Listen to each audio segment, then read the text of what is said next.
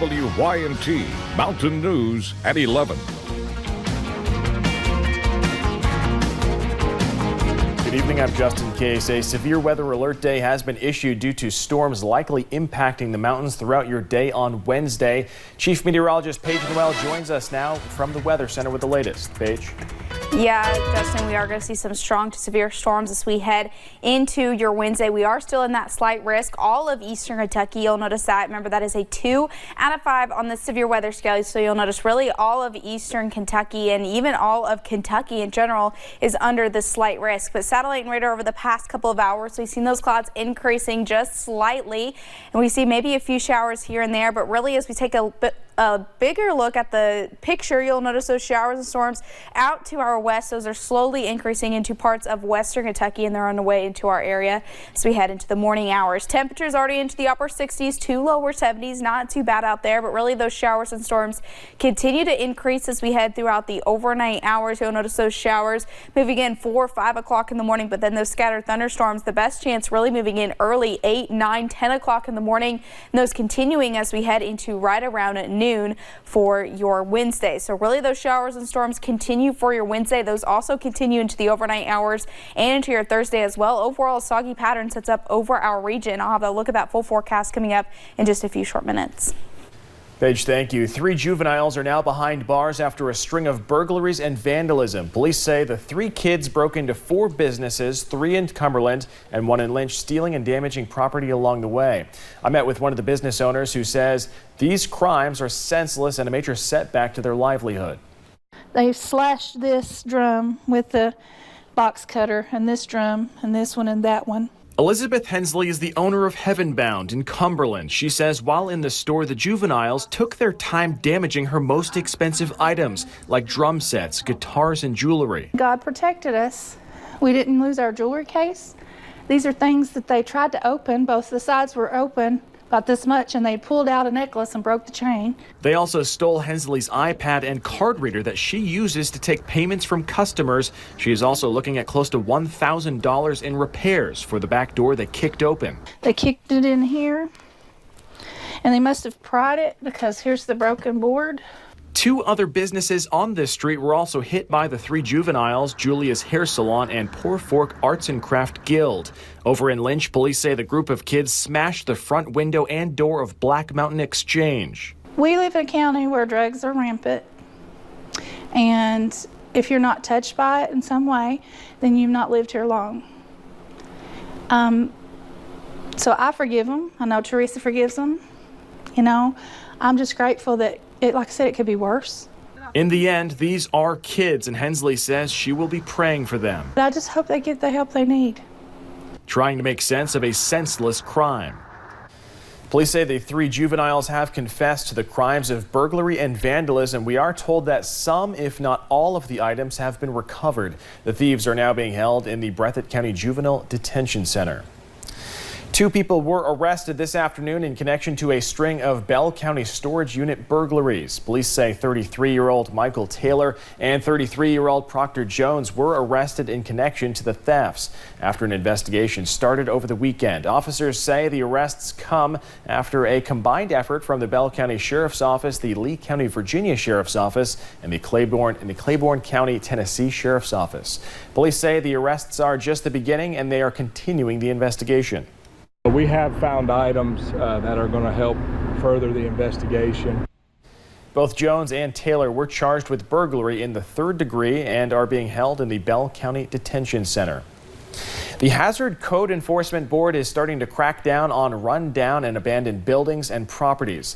Recently, they sent letters to 45 property owners in the city about the condition of their home, building, or land. The idea is to either incentivize people to either fix their property, sell it, or work with the city to improve the area. This is not an ordinance that's specific to Hazard or anything that is new out there. This is something that's been on the books in a lot of areas for a very, very long time. So we're not really reinventing the wheel here. The city is working on creating a tips page where people can report rundown areas so the city can be proactive at getting them taken care of. You can find this full story over on WYMT.com. A former Estill County teacher who is accused of failing to report inappropriate messages between her boyfriend and a student pled not guilty today in court. The former Estill County high school teacher is accused of failing to report child abuse. A KSB investigation revealed that her boyfriend Torstensen had contacted a student on Facebook in an attempt to have sex in 2018. Troopers say Murphy knew about the messages but did not report them. An otter at Bays Mountain Park in Tennessee has died. The Kingsport facility announced Thursday that Otto, the river otter, fell ill after guests threw food into his enclosure that his body could not tolerate. The park said Otto was taken to the University of Tennessee Animal Hospital in Knoxville, where the animal later died. The park wants this loss to be a lesson against feeding animals in the zoos or in the wilds. The Pike County Fiscal Court is working to improve its safety procedures following the death of one of its employees. WYMT's Buddy Forbes talks with Judge Executive Ray Jones, who says safety is the administration's top priority. Danny Taylor was killed on the job May 24th while working for the Pike County Road Department. Tragic. Judge Executive Ray Jones said the new administration was already working to improve safety measures. When we came in, it was obvious that the county didn't have a comprehensive safety program. Now, change is immediately underway. It was obvious to us that we needed to expedite the implementation of safety program. He said a few different things will be put into place to create a safer working environment. But the main benefit is to prevent injuries to our county workers. From a new insurance provider, the new insurance carrier will be here July 1st. They're going to be working with us to implement a OSHA compliant safety program. to specified training, We've also have contracted with a certified OSHA trainer. and new equipment. Boots, reflective vest, hard hats, eyewear. He says it won't be cheap, We're going to have to spend some money. but it should have already been done. And this is stuff that should have been in place 20, 30 years ago.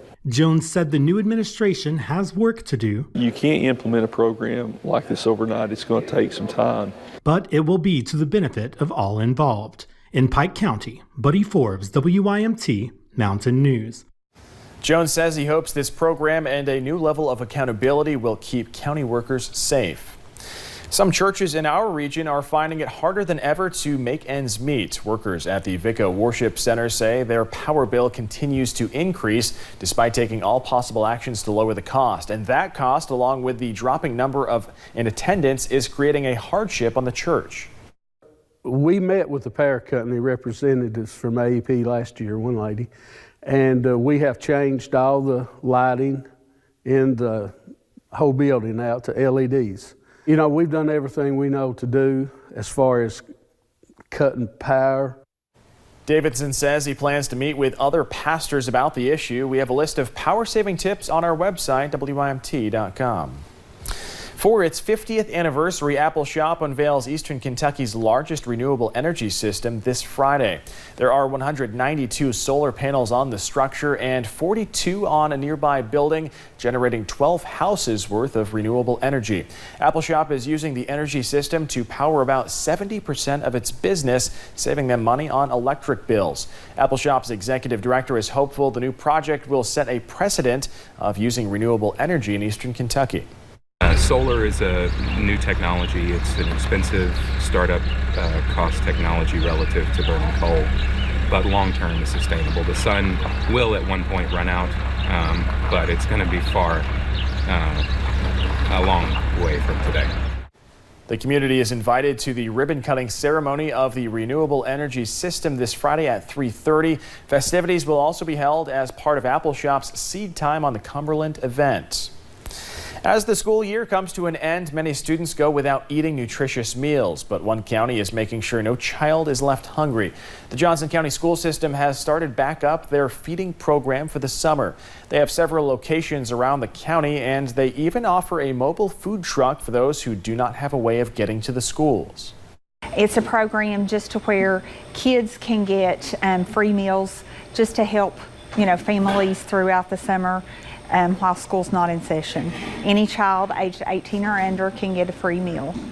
For more information on the times and locations of the food program, you can visit our website, WYMT.com.